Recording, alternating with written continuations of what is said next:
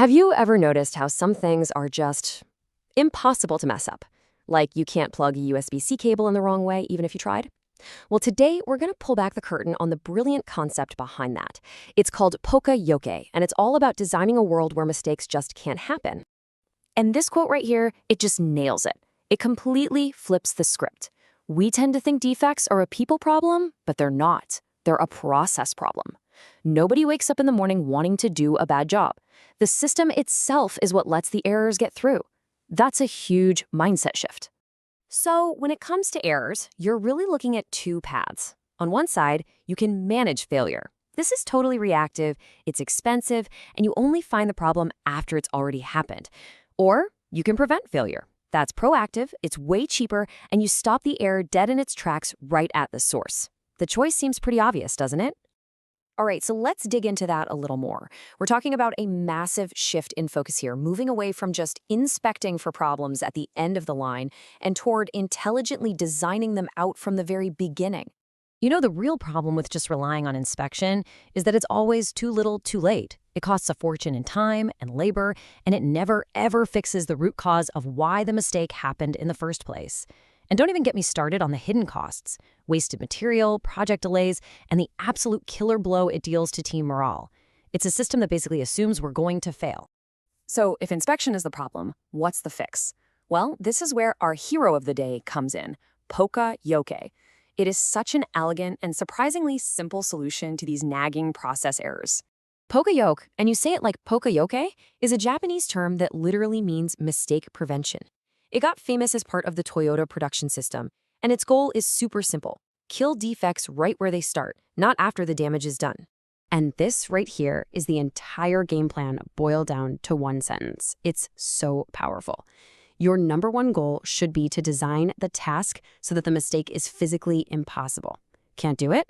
Okay, then your number two goal is to make the mistake so glaringly obvious, so instantly visible that it cannot be ignored.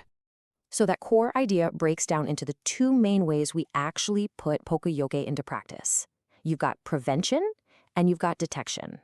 First up, let's talk about prevention. Honestly, this is the holy grail of mistake proofing. This is where the design of the thing itself makes the error physically impossible. You literally can't do it wrong.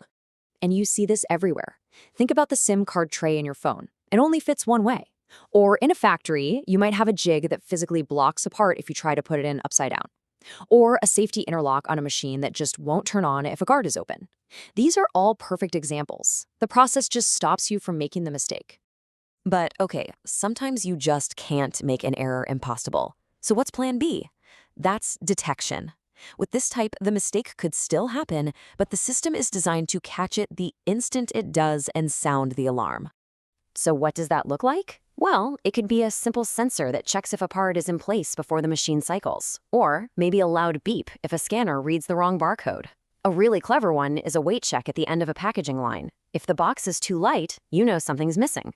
The key is the defect is stopped right there before it gets to the next step, or worse, to the customer.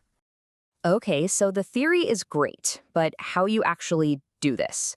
How do you start building your own mistake-proofing solutions? Let's get practical. If you're looking for places to start, these are your gold mines. Look for any process with a lot of variation, or where people are manually handling parts. Repetitive tasks are a big one. Even the best person can slip up on the 500th time. And of course, anything that's safety critical is an absolute must-have for mistake-proofing. And here's a fantastic structured way to approach it. First, just identify the error that keeps happening over and over. Step 2, and this is crucial, is go to the gemba. That's a Japanese term that just means go to the real place. You have to get out of your office and watch the work being done to truly understand it. Step 3, figure out exactly how the error is made. Is something being forgotten, put in backwards? Then, step 4, you brainstorm solutions, always trying to eliminate the error first before you settle for just detecting it. And finally, step 5, try to break it. Seriously, make sure your fix is tough and can't be easily bypassed. This brings us to what might be the most important point of all.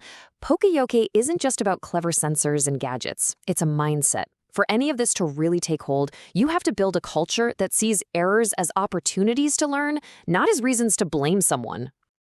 And that usually leads to the number one objection we hear all the time. Yeah, this all sounds great, but we can't afford to install all these expensive sensors and fixtures. But here's the reality check. What's the real cost of doing nothing? Think about the hours and money you burn on rework, the cost of warranty claims, the damage to your brand when angry customers complain.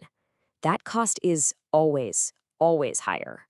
And when you get this right, the payoff is just wow. More things are done correctly the first time. You slash the time spent on fixing mistakes. Your team feels more confident because they're set up for success.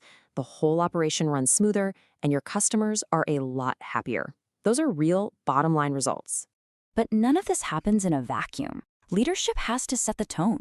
You have to create a space where people feel safe pointing out errors without fearing they'll be blamed. You've got to remove that blame culture, and you have to be willing to fund these small, smart improvements and make them a normal part of how you work. So let's end with a challenge. Think about your own work, your own team. What's that one frustrating, recurring mistake that always comes down to human error?